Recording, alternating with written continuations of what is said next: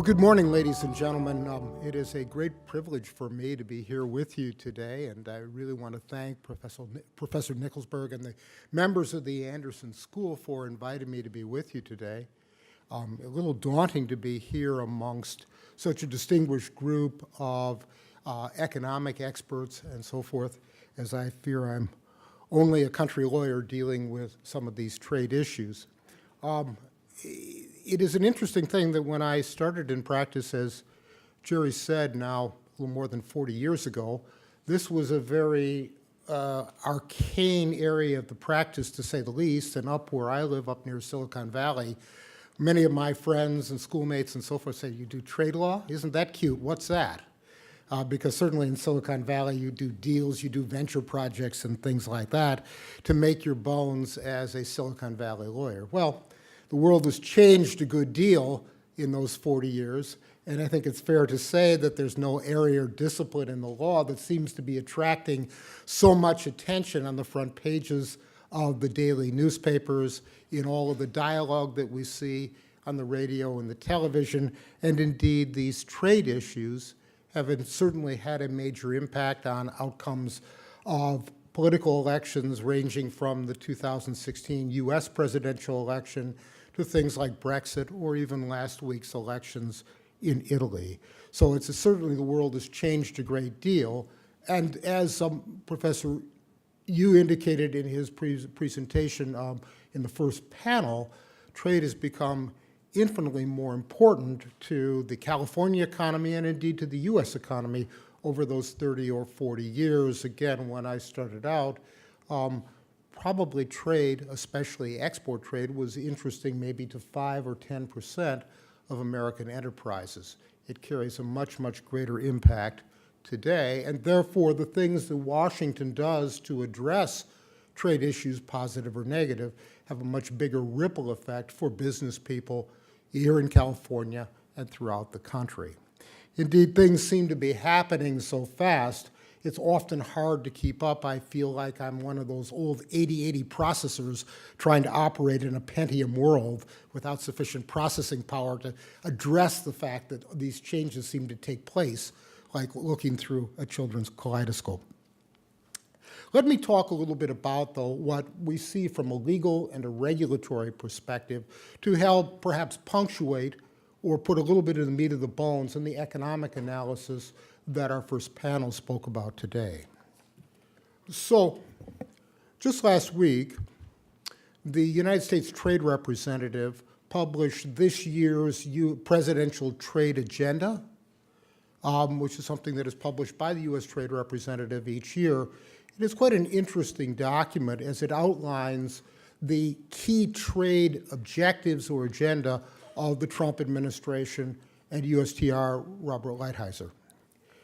I put up here the 5 key takeaways or points from that trade agenda, which, as you can see, contemplate a trade policy that supports U.S. national security, a trade policy that strengthens the U.S. economy, negotiation of better trade deals, enforcing and defending the U.S. trade laws, and strengthening the multilateral trading system. What is interesting to me, and what I think somewhat curious about that trade agenda, and distinguishes it from what we often see from trade agendas published by prior administrations, is that nowhere on that particular roster of trade agenda objectives or trade policy objectives is there the fundamental point of expanding trading opportunities for U.S. businesses. It all seems to be much more in the nature of defensive, and we'll talk a little bit about that in a moment. And you will have had as one of the takeaways from the first panel, strictly from an economic perspective, whether these defensive objectives really align with the idea of the president's America First policy that he articulated going back to his inaugural address. Of those items, bullet number 2, I'm going to leave, I think, to our next panel. The trade agenda from the USTR really touts the Tax Reform Act as the principal means by which the administration is seeking to strengthen the U.S. economy from a trade perspective, presumably making the United States a much more attractive place to invest with a reduced corporate tax rate. But let's defer that to the next panel. Instead, I'd like to talk a little bit about some of the other, especially bullets 1, 3, and 4 on the trade agenda, and the way that the administration is purporting to use all of the various tools in the U.S. trade law arsenal, if you will, to try and achieve the objectives stated in the trade agenda. So let's move to that. The most recent key development that has gotten a great deal of attention just over the last 1 or 2 weeks is this process of imposing certain duties on steel and aluminum pursuant to Section 232 of the Trade Act of 1962.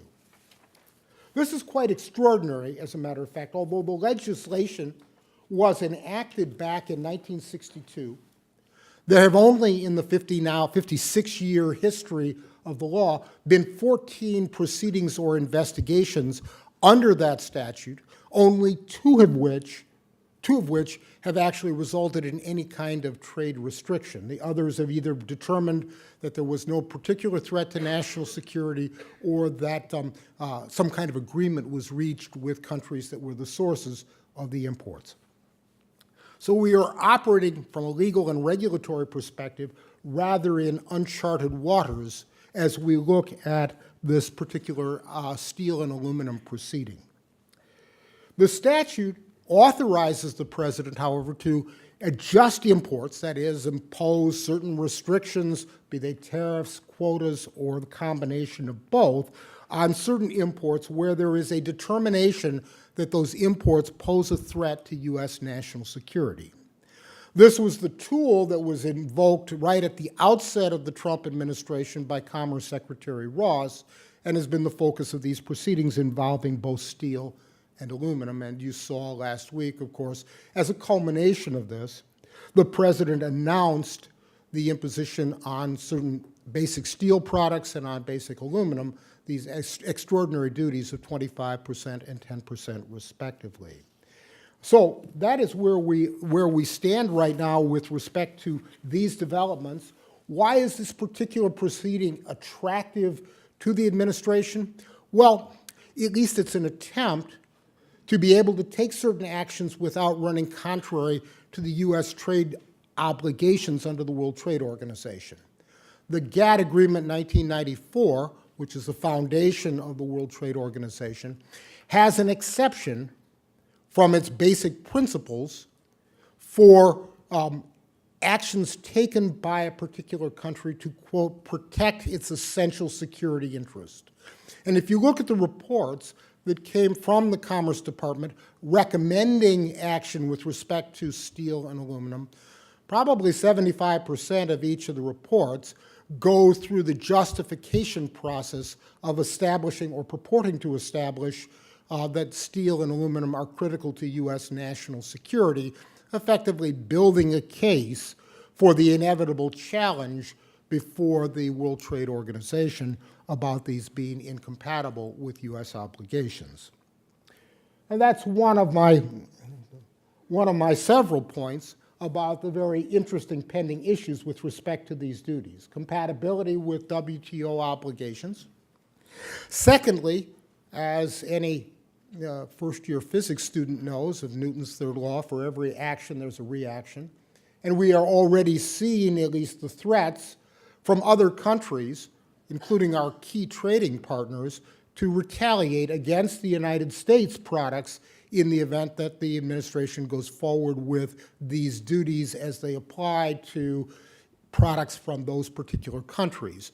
And interestingly, one of the approaches recommended by the Commerce Department in its recommendations with respect to these 232 proceedings was a more nuanced approach of perhaps greater sanctions directed at certain countries, but lesser ones and no duties directed at other countries, especially those that are key allies and trading partners like Canada, Mexico, and the European Union. That has apparently been rejected by the president, who is proposing these additional duties across the board. So we are perhaps seeing the opening salvos of a trade war, and certainly the concern is it will be like two little kids fighting in the sandbox.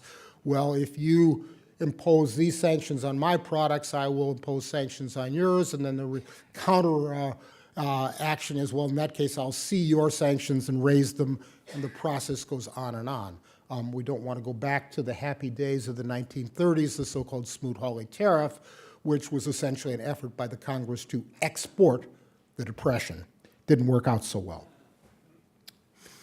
There is an exclusion process that is contemplated. We haven't seen any guidelines or regulations in terms of how particular products might be excluded from these duties. We're currently working on something similar in the context of sanctions that are directed at solar panels that I'll talk about in just a moment. But there is the possibility, especially if there are particular products, aluminum or steel, essentially alloys, that are simply not made in the United States and are deemed to be critical to U.S. national security, acquired by DOD for one of its projects or something like that. But this is certainly one of the tools, and certainly most extraordinary, that almost unprecedented, this being invoked to protect U.S. industries and, in effect, fulfill one of President Trump's campaign promises. Continuing on, Section 201 of the Trade Act is one of the other tools in the arsenal, and this is the provision which authorizes the president to adjust imports where the increased quantities of imports are a substantial cause of injury or threaten injury to a domestic industry. This was invoked by manufacturers of household appliances, washing machines in the United States, as well as manufacturers of solar cells and panels in the early days of the Trump administration. And as you will have seen last autumn, additional duties were imposed on imported washing machines, focused primarily on products imported from Korea, and on solar cells and panels, focused primarily on solar products imported from China, with really extraordinary duties. In the case of washing machines, 20% on the first 1.2 units and 50% on subsequent imports, and on parts. Indeed, my wife was looking to replace our washing machine. She was looking at both foreign and domestic. And the showstopper or the deciding factor is when I explained to her, well, the problem is getting parts. If you buy a foreign washing machine, then we're going to have to pay 50% duties. And so she scratched her head and said, of all the gin joints I had to walk into, you were here. Oops. And similarly, solar cells, with up to 30% of subsequent imports on solar cells and solar panels being imported into the U.S. And again, there is a procedure now. It is ongoing for petitioning for exclusions. If any of you are in that particular industry, keep in mind that the deadline for petitioning for an exclusion expires next week. So something to keep in mind there. But this is, again, one more example of going back almost to ancient history. Section 201, the last time it was invoked, was more than 16 years ago by the Bush administration, involving certain steel imports. So new beginnings in using these trade sanctions tools. One of the jokers in the deck, or one of the uncertainties that we face right now, is with respect to a Section 301 proceeding, an investigation directed at China. As you know, much of the rhetoric of the administration about unfair trade practices is directed at China. Interestingly, the sanctions imposed on steel and on aluminum have very little impact with respect to imports from China, because those products from China have in fact been subject to countervailing and anti-dumping duties for some time. The real impact of those steel and aluminum imports will be on, as I say, countries like Canada, Germany, and certain other close U.S. allies. But Section 301 is a proceeding that was brought into the law in 1974. It authorizes, in fact, it contemplates two sets of potential sanctions. One, mandatory sanctions, or so-called retaliatory actions, where the USTR determines that a country is denying rights to United States and United States companies by virtue of breaching the obligations under a trade agreement, or engages in practices inconsistent with and denying the benefits of a trade agreement to U.S. traders, or otherwise engages in unjustifiable actions that burden U.S. trade or commerce. The statute also contemplates discretionary sanctions and retaliatory action where the USTR determines that a particular foreign country has engaged in activities that are unreasonable and discriminatory and burden U.S. trade or commerce, even if they are not violations of the WTO or other existing trade agreements. Remedies contemplated in the statute, including the withdrawal of benefits of trade agreements, if there are those, or the imposition of duties or other import restrictions on goods coming in from the particular offending country. Now, what's going on with respect to this proceeding with respect to China? Well, in August of last year, the USTR initiated this investigation and is focused on a series of alleged unfair practices on the part of the Chinese government, especially focused on technology and intellectual property. So as the chart indicates, investigations into Chinese government actions requiring or pressuring U.S. companies that are doing business in China to transfer intellectual property rights or technology, restrictions imposed by the Chinese government on the ability of U.S. technology licensors to negotiate with their partners in China market-based licensing terms, actions by the Chinese government to support or facilitate investments and acquisitions by Chinese entities in the United States to acquire sort of sub rosa cutting-edge technologies and intellectual property.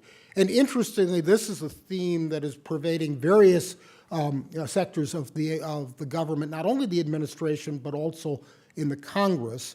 There is currently legislation pending that seems to have bipartisan support to amend the so-called CFIUS provisions that relate to review of foreign investments in the United States. And while it is called the Committee on Foreign Investments in the United States, it might just as well be the Committee for Reviewing Chinese Investments in the United States. And the legislation that was introduced by Representative Cornyn would vastly expand the role of this interagency committee, CFIUS, in reviewing and potentially restricting or prohibiting acquisition transactions by foreign investors, especially from China and certain other countries in the United States, and would even go one step beyond that to bring within the scope of CFIUS jurisdiction the review of any outbound technology transfers involving supposed or deemed critical technologies, again, especially with respect to China. And then finally, just concerns from the, in the investigation, unauthorized intrusions by Chinese entities into U.S. commercial computer networks and cyber-enabled theft of intellectual property and trade secrets, all a part and parcel of this 301 investigation. We do not know exactly where this would come out, but it would be naive to assume that the USTR and then ultimately the president would close the books on this without some kind of action with respect to trade and investment between the United States and China. We all know that during the first year of the administration, the president has waxed hot and cold on his view of Chinese trade practices, and some of that maybe even be driven by diplomatic concerns with respect to North Korea, but I would venture a guess we will see some kind of action directed at Chinese trade practices emerging from this Section 301 proceeding. Other tools in the arsenal include countervailing duties and anti-dumping duties. The countervailing duties are provisions set forth in the statutes that contemplate the imposition of additional duties on imported merchandise where it is determined by the International Trade Administration that those imports are being subsidized directly or indirectly by a foreign government, and that those subsidies are causing injury or threaten to cause injury to U.S. industries. And the idea is imposing a countervailing duty to offset the amount of the subsidy. And its sister legislation, the anti-dumping duty, contemplates the imposition of duties on imported merchandise that is being sold at something less than fair value in the United States. And one of the things that sometimes confuses people is that fair value does not equate to predatory pricing, as that is known to antitrust experts and economists, in the sense a product may be dumped effectively for purposes of this law, even if it's not being sold below cost, or what would normally be understood by antitrust experts as predatory pricing. Again, the imposition of a duty to offset the delta between the price at which goods are sold in the United States and the price at which those same goods are sold in the home market. A couple of interesting points about this is that this is something that's been around a long time. There are a lot of dumping proceedings that have been initiated. There are a lot of dumping and countervailing duty orders that are out there.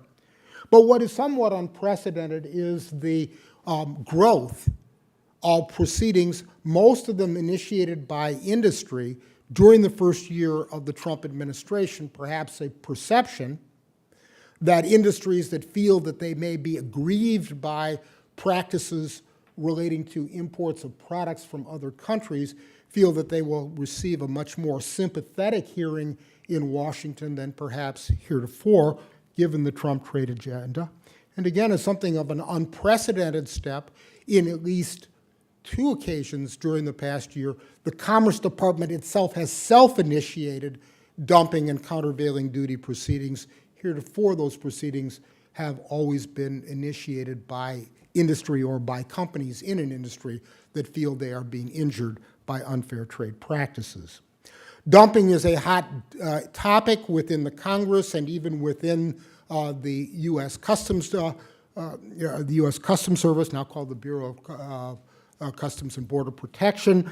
The president issued an executive order just about a year ago substantially mandating the enhanced enforcement of anti-dumping duties. Certain studies, even from the Congressional Budget Office, suggest that there are billions of dollars of dumping duties and countervailing duties that have been going uncollected, and the president has basically mandated that has to stop. So enforcement of dumping and countervailing duties has become kind of a top-line priority for U.S. Customs and Border Protection, again, as part of this further defensive notion of the trade agenda.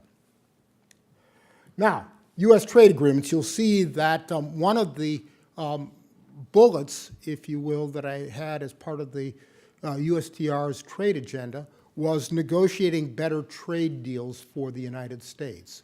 And I think all of you will remember during the 2016 campaign, the president described NAFTA as perhaps the worst agreement that has ever been negotiated in the history of the universe. And as literally his first act as president of the United States, he announced the withdrawal of the U.S. from the so-called Trans-Pacific Partnership. At that time, it was assumed that the TPP, the Trans-Pacific Partnership, was at best on life support and might be dead on arrival.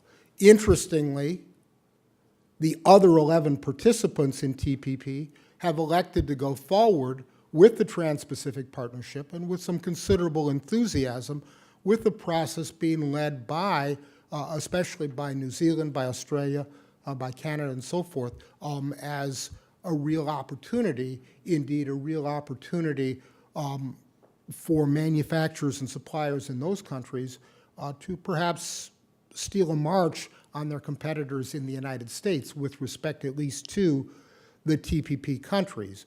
Some of you may have seen that during the Davos Economic Forum 2 months ago, the president at least alluded to the possibility of joining a new and better TPP. That remains to be seen. Interestingly, the provisions that had been specifically negotiated by the United States during the Obama administration with respect to TPP have not been eliminated from the agreement. They're simply identified as suspended, perhaps the 11 members opening the door to a possible joining by the United States.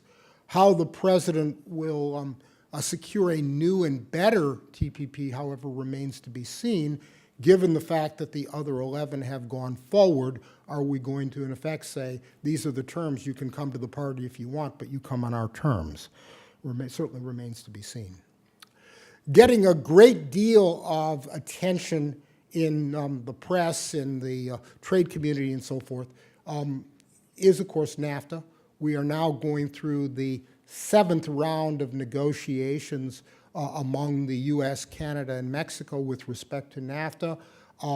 Initially, the president had indicated that he planned to withdraw, and indeed, early on in the administration, a notice of withdrawal was drafted by none other than Professor Lerner's friend, Peter Navarro, whose star waned for a while within the administration, but now he seems to be the principal voice on trade policy, at least within the White House. The process of negotiations is going on. There are some very, very thorny issues. The Canadians in particular have said that they want a new NAFTA, but not one that is disadvantageous to Canada. The clock is ticking largely because Mexico is facing elections, and I don't know that the Mexican politicians want to have to go to the Mexican electorate with a NAFTA that is perceived as less advantageous to Mexico than the current version. I suppose that were I to go up to Vegas or Reno and place a bet, that 3 or 4 weeks ago, my best bet would have been that maybe these things will just continue to drag on, things will be put in suspension pending the Mexican elections, and that we would continue to operate under the old, now perhaps antediluvian NAFTA. With the ascension of Mr. Navarro, I'm perhaps less sanguine about that, particularly given the stated objectives which the U.S. government, especially in things like the auto industry, which seem inconsistent with the overall objective of NAFTA of enhancing the growth of the integrated North American economy. For those who may be NAFTA aficionados, one little thing that I should mention that's a little bit of a sleeper, but people should keep in mind about it. Certainly in my little part of the world, in the information technology sector, a number of IT companies from Silicon Valley have located some of their manufacturing and assembly operations in Mexico, especially to meet and fulfill supplies of products to the United States government. We have a legislation in our own legislation called the Buy America Act, which is supposed to give preference to U.S. origin products when the U.S. government, the largest purchaser of goods and services, goes forward with a procurement.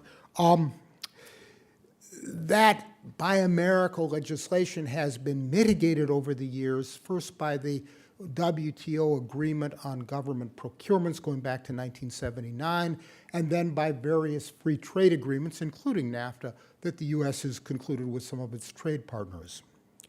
If NAFTA were to go away, that would not have a material effect on U.S. government procurements of products of Canada, both because of the, in fact, reinvigoration, if you will, of U.S.-Canada free trade, which antedates NAFTA, and also because Canada is a member of the WTO agreement on government procurement. But it would pull the curtain down on procurements by the U.S. government of goods that are deemed to be of Mexican origin, because Mexico is not a party to the agreement on government procurements, and the only way that Mexican-made goods are eligible for U.S. government procurement is by virtue of NAFTA. Other things in the free trade world, there have also been indications of the U.S. government wanting to renegotiate the Korea-U.S. free trade agreement. That certainly has gotten less attention and probably a lot less energy up to date than NAFTA, and perhaps there's some good reasons for that, given the fact that that's a much newer agreement than is NAFTA. Plus, there are strategic considerations, obviously, with respect to South Korea that factor into the process as well. The trade agenda has contemplated, interestingly, and probably the only thing that suggests an expansion of trading arrangements, the trade agenda contemplates the possibility of a free trade agreement with the UK following Brexit, when, of course, the UK will be able to negotiate its own trade agreements and may be inclined to look west rather than to the continent of Europe. Now, just to fill out this process, as Professor Nickelberg indicated when at the outset, I do a fair amount of work in the export control and economic sanctions area. And this is another area where we are seeing a set of developments that are rather unprecedented. Some of them go back to the Obama administration, but we have seen certainly interesting developments in the sanctions area, essentially looking out at certain other countries and saying, because you are engaged in certain practices or policies that we don't like very much from a foreign policy or other perspective, we're going to impose sanctions on trade and investment and financial and commercial transactions with your countries. Why is that important to U.S. companies? Well, the restrictions, as a general matter, apply to U.S. persons and to goods, technology, and services from the United States. So obviously, if you're a producer of goods, technology, and services in the United States, or if you are a U.S. person, the sanctions may be of some interest to you if you're looking at going into some of these particular markets. Now, historically, we had a small group of countries that were essentially subject to comprehensive embargoes, and with relatively limited exceptions, they weren't a particularly great moment to most U.S. trading companies. The countries, the rogues gallery, if you will, until recently, was subsumed by Cuba, Iran, North Korea, Sudan, and Syria. The process has changed and expanded to some degree, first with the Obama administration, and then even more so with the Trump administration, and interestingly, even getting the Congress in the act, and with a very different approach. So going back to 2014, of course, a series of sanctions were imposed directed at Russia after the takeover of Crimea and the events in eastern Ukraine. And they take a very different form in the sense that first there was a set of a large number of Russian entities that were subject to so-called sectoral specific sanctions. Doesn't mean they're on the U.S. government's blacklist, but rather restricting the terms and conditions under which U.S. persons may trade, may provide goods and services, and especially may provide financing. Correspondingly, there is certainly a blacklist of Russian individuals and entities, typically oligarchs and the companies they control, people close to Putin, that are on the U.S. government blacklist. But what is a challenge that we're seeing for major traders, and reinvigorated, if you will, by this administration, is the flow down of these rules so that you as trading partners, if you're trading with Russia, have a major obligation of due diligence to determine if your particular partner or customer is somehow affiliated with or controlled by, through these elaborate spider webs of ownership and matrices of shareholdings, often opaque, if they are controlled by one of the sanctioned oligarchs. And in dialogue with the agencies, we've said, well, this is kind of difficult for a private entrepreneur. We don't have working for us our own CIA in order to penetrate these webs of ownership, and that hasn't really rung much of a responsive chord. Well, you should figure out who your customers are, is a view that the agency has taken. And then finally, back in August, the Congress enacted something called Catsa, which stands for the Countering Americans' Adversaries Through Sanctions legislation. And basically, the fundamental purpose of that with respect to Russia was to handcuff the president, where the Congress was very concerned that the president would relax or indeed eliminate the sanctions that had been imposed in Russia without any corresponding quid pro quo on the part of the Russians with respect to Crimea or eastern Ukraine. So Congress enacted this legislation, making it virtually impossible for the president to lift the sanctions directed at Russia without congressional approval. And then since one regulatory program is good, they decided to add another one, so-called secondary sanctions. And as the chart indicates, this contemplates the possibility of imposing, and indeed mandates the imposition of sanctions on third country companies that engage in certain transactions with Russia or with Russian entities. So there is the so-called 231D list of Russian intelligence and defense-related companies and suppliers to the defense sector, and the law provides for the imposition of sanctions, for example, on a European company that does business with, in so-called significant transactions with those Russian entities. And correspondingly, again, setting the stage for possible serious trade disputes with our European partners, the law contemplates secondary sanctions on parties that engage in activities with respect to Russia's energy export pipelines. And of course, Russia's a major source of oil and gas to the European Union. So we'll see how that one plays out as well, and the possibility of sanctioning German or French or English companies for assisting with Russian pipelines. We also, of course, see a great deal in the news about sanctions directed at Iran. Sanctions were relaxed, as some of you know, in January of 2016 as a result of the nuclear deal, the so-called Joint Comprehensive Plan of Action. The president certified that plan in January. It comes up for recertification in May, and at least his initial suggestions are that he will not recertify it, notwithstanding the fact that both the International Atomic Energy Agency and his own State Department have maintained that Iran is in compliance with its obligations under the JCPOA.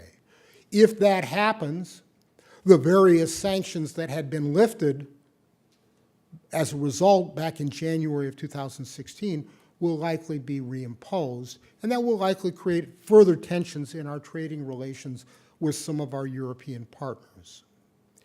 Interestingly, when the sanctions were relaxed, they really didn't have, contrary to some of the things you read in the press, they really didn't have much effect in allowing U.S. enterprises or products made in the United States to be traded with Iran. Instead, they lifted some of the secondary sanctions that applied especially to some of the European countries.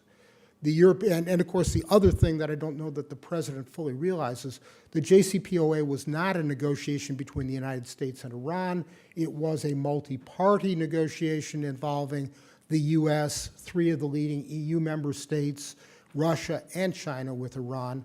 And even if the president does withdraw the United States from the JCPOA and reimposes the sanctions, that's unlikely to find any kind of sympathy with either the Europeans, Russia, or China. I want to close out here with just 2 more mentions of sanctions. One, with respect to North Korea, not a particularly big deal. We've had sanctions, comprehensive ones, directed at North Korea for a long time.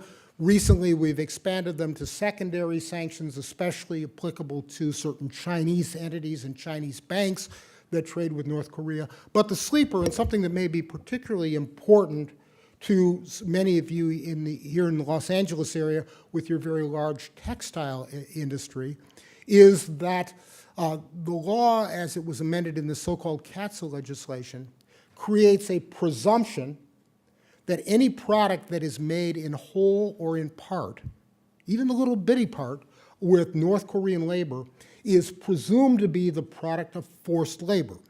And our customs laws prohibit the importation into the United States of the products of forced labor.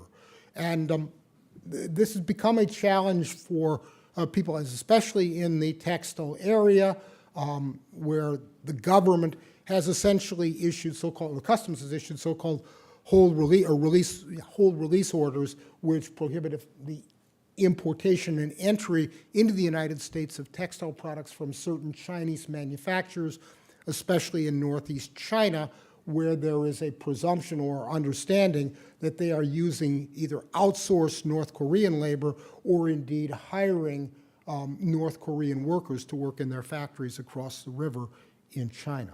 So something to be on the lookout for, again, if you are working with especially textile companies that import many of their products from China. And finally, Venezuela. The Trump administration has very strong feelings about Venezuela. In August, sanctions were imposed that imposed very severe financial sanctions on both PDVSA, the Venezuelan government, and any other state-owned enterprise in Venezuela, with the upshot, given Venezuela's current economic situation, that effectively you cannot trade with those organizations because you're not likely to get paid within the period of time that is specified in this legislation. Even perhaps more concerning, the administration has at least threatened to impose a ban on the import of Venezuelan oil. Why is that important, especially as Professor Schulman was indicating that we are becoming a net oil exporter, so why do we have to worry about Venezuelan oil? Well, the issue really is almost all of Venezuela's oil comes to the United States in the first instance. Venezuela's oil, very, very large reserves, are very heavy, almost asphaltic crude, and about the only refineries that are capable of refining that asphaltic crude are in Texas and the Houston area. And effectively, those refineries would have to shut down, and Venezuela's access to the world market in oil would effectively be shut down as well, since unrefined oil is not exactly a bargain. Well, that's kind of a Cook's tour of what we're seeing in the trade, import, export side, strictly from a lawyer regulatory perspective. I leave it to the next panel to talk about what the implications are, whether the administration will achieve its objectives of America First, of expanding the scope of our exports and curtailing imports that are coming in under alleged unfair trade practices. I am a bit of a skeptic about that, but that really requires a detailed economic analysis, as you had from Professor Lerner in the first program, and it will be discussed in more detail in the panels. All right, well, thank you all very much.